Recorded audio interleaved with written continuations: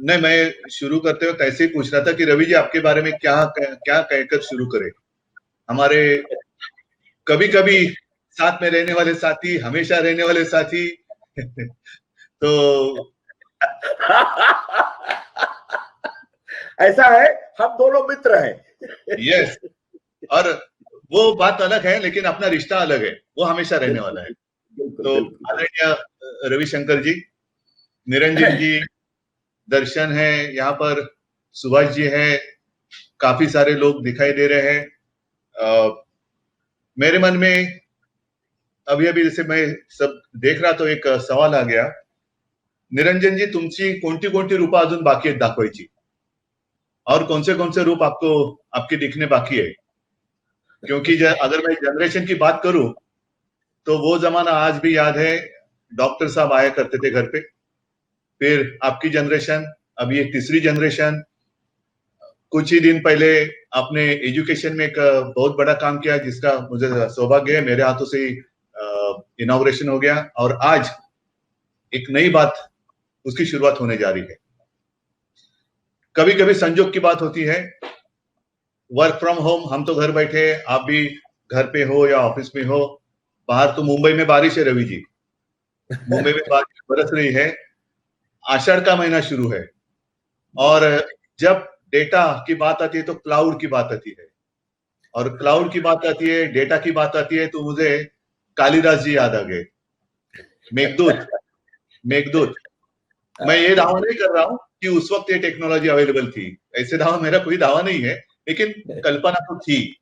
और इसलिए मैंने कहा कि शाकुंतल उन्होंने उस पर लिखा था, ऐसे कहा जाता है, और मेघ को ही उन्होंने दूत बनाया, तो उसमें एक लाइन है, आषाढ़स्य प्रथम दिवसे, तो वो संयोग जो मैं कह रहा था कि उसमें भी उसका उल्लेख है, क्लाउड है, डेटा है, बाहर आषाढ़ और बारिश चल रही है, माने या ना माने, खैर कोविड के कारण हम इस माध्यम से मिल रहे हैं, लेकिन इस माध्यम से मिल तो रहे हैं, काम हो रहा है, काम नहीं रुक रहा है, सारे लोग अपने अपने घर पर बैठकर सोच रहे हैं क्या करे क्या करे। मैं जब भी, रोजाना मेरे 2-3 प्रोग्राम तो रहते हैं, आपके बाद मैं मुंबई में और सारी हेल्थ फैसिलिटी का इनॉग्रेशन या लॉन्चिंग करने जा रहा हूं, तो उस वक्त मैं कहता हूं कि संकट आपत्ति आती है तो नया कुछ दिखा कर जाती है, नया कुछ देकर जाती है, और खास कर मैं इस बारे में कहना चाहूंगा कि कोविड ने हमने जीना सिखाया, एक दृष्टि दी, नई दृष्टि दी।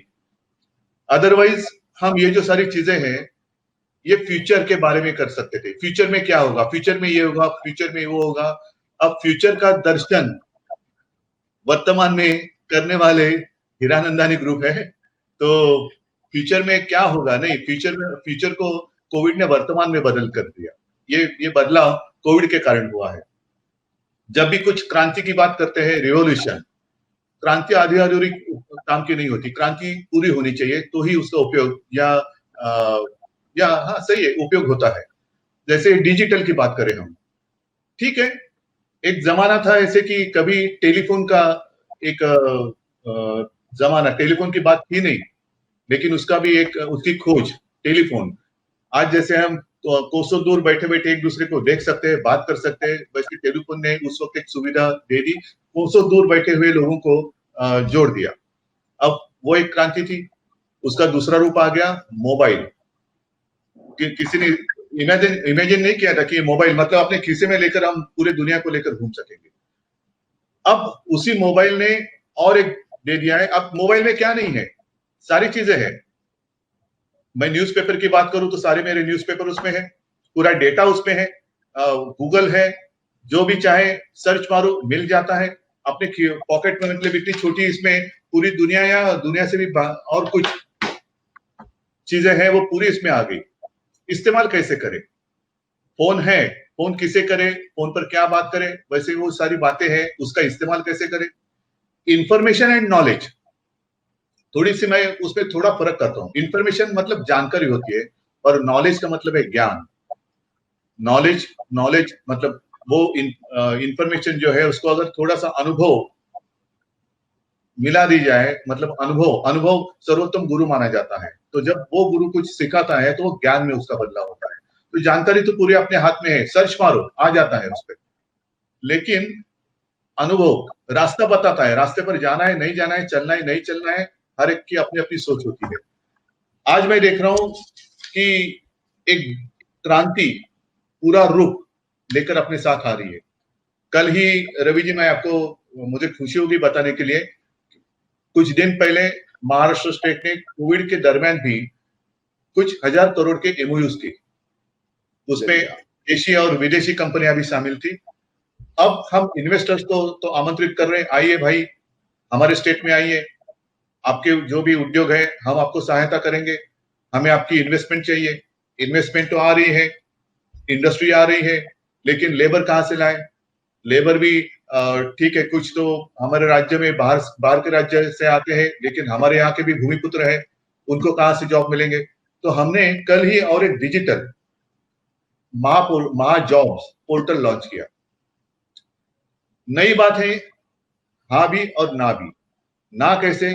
पहले तो एम्प्लॉयमेंट एक्सचेंज हुआ करता था, उसमें उसमें क्या होता था कि अपने राज्य में कितने बेकार है उसकी जानकारी मिलती थी। लेकिन कल जो पोर्टल हमने खोल दिया है उसमें सिर्फ जानकारी नहीं मिलेगी, जॉब्स और जो मजदूर है उनको मिलाया जाएगा वहां पर। वहां ऑनलाइन उसकी एप्लीकेशन होगी, सब ऑनलाइन होगा। और मुझे और एक बात की खुशी है, कल शाम को ही जब हम मिले, देसाई साहब यहाँ बैठे, हमारे स्टेट के इंडस्ट्री मिनिस्टर, उन्होंने कहा कि उद्धव जी दोपहर को इसकी शुरुआत की और शाम तक कुछ 1000 युवा ने उसके ऊपर ऑलरेडी ऑनलाइन अपनी एप्लीकेशन भी दे दी। तो ये है डिजिटल जो मीडिया है, मीडियम है, उसका एक उपयोग है। कोविड की बात करें तो हम कहते हैं कि वायरस के साथ हमें जीना होगा। तो ये भी जो आज हम डिजिटल और सब कर रहे हैं, ये भी, इसको भी एक अलग तरीके से वायरस से बचाना है, जिसकी बात आपने रवि जी की। वायरस से तो सबको हर जगह बचना है, वायरस के साथ जीना है। तो जीना है तो कैसे जीना है? इसमें सिस्टम में वायरस घुस जाता है तो क्लीनअप की आवश्यकता होती है। हमारे जो लाइफ है उस सिस्टम में वायरस घुस रहा है और हम मास्क वगैरह बांधकर क्लीनअप की कोशिश कर रहे हैं। अब तक पूरा क्लीनअप हो सकेगा नहीं हो सकेगा पता नहीं, कोशिश तो जारी है, लेकिन वायरस के साथ जीना है, जीने की कोशिश कर रहे हैं। और जो लाइफ बदलाव, मैं बदलाव इसलिए कह रहा हूं, वायरस ने हमें सचमुच एक दृष्टि दे दी। कोरोना ने एक नई दृष्टि दे दी कि अरे आप जी रहे हो लेकिन कैसे जीना चाहिए। वर्क फ्रॉम होम सही है, आपको अगर जरूरत नहीं है तो घर के बाहर भीड़ क्यों करते हो? भीड़ करने की कोई आवश्यकता नहीं, जो आपके घर में ही है, मतलब अपने घर में सब कुछ सुख है, लेकिन सुख ढूंढने के लिए हम दुनिया खोजते हैं।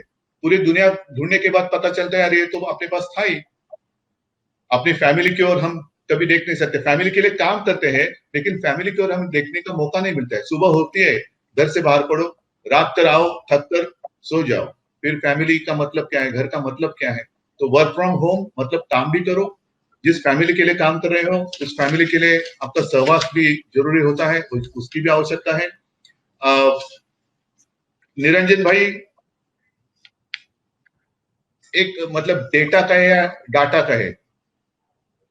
कुछ लोग डेटा कहते हैं, कुछ लोग डाटा कहते हैं। आपके दिनों में डाटा और दाता दोनों की आवश्यकता है। दाता जो रक्तदाता है, हमने कहा प्लाज्मा देने वाला दाता है।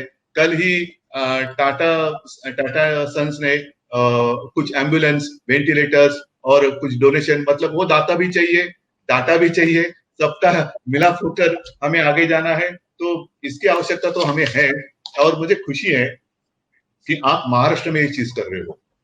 रवि जी, मैं आपको चैलेंज देता हूं, एक भी कठिनाई के लिए निरंजन भाई आपके पास नहीं आएंगे। मेरा चैलेंज है, मैं चैलेंज देता हूं आपको, कोई कठिनाई उनको आने नहीं दूंगा।